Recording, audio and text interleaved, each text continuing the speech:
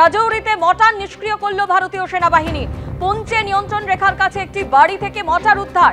36 কেজিরও বেশি ওজনের মর্টার নিষ্ক্রিয় করল ভারতীয় সেনাবাহিনীর বম ডিসপোজাল স্কোয়াড। পাক সেনার ছোড়া গোলায় প্রচুর ক্ষয়ক্ষতি জম্মু কাশ্মীরের রাজৌরিতে।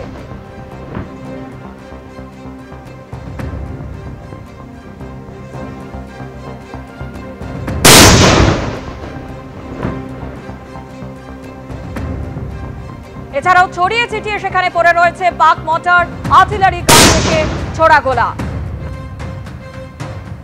পাক সেনার ছোড়া গোলায় প্রচুর ক্ষয়ক্ষতি জম্মু কাশ্মীরের রাজৌরিতে। এখনো সেখানে ছড়িয়ে ছিটিয়ে পড়ে রয়েছে পাক মর্টার, আর্টিলারি গান থেকে ছোড়া গোলা।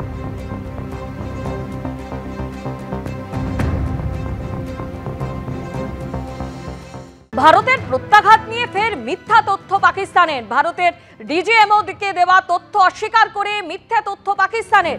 ভারতের প্রত্যাঘাতে নিহত 11 জন পাক সেনা, জখম 78 জন দাবি পাক সেনাবাহিনীর।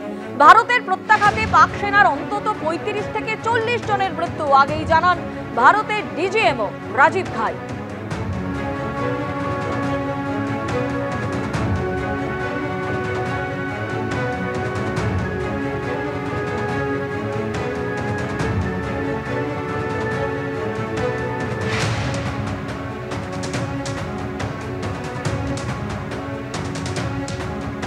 Between the 7th and the 10th of May, Pakistan Army has reported to have lost approximately 35 to 40 personnel in artillery and small arms firing on the line of control.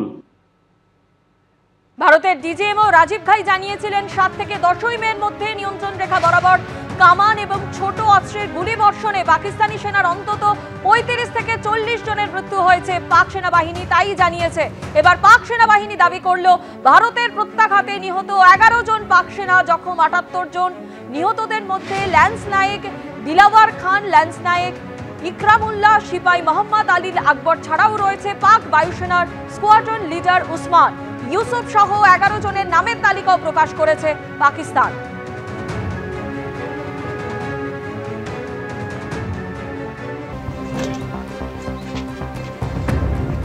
অন্যদিকে পেহেলগাঁওয়ের হিন্দু নিধন জঙ্গিদের খোঁজে শোপিয়ানে পোস্টার। জঙ্গি হামলায় জড়িতদের সম্পর্কে তথ্য দিলে 20 লক্ষ টাকা পুরস্কার, 20 লক্ষ টাকা পুরস্কার ঘোষণা জম্মু কাশ্মীর পুলিশের। শোপিয়ান জেলার বিভিন্ন প্রান্তে লাগানো হয়েছে এই পোস্টার।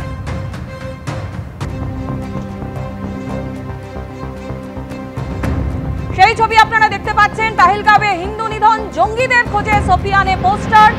জঙ্গি হামলায় জড়িতদের সম্পর্কে তথ্য দিলে 20 লক্ষ টাকা পুরস্কার।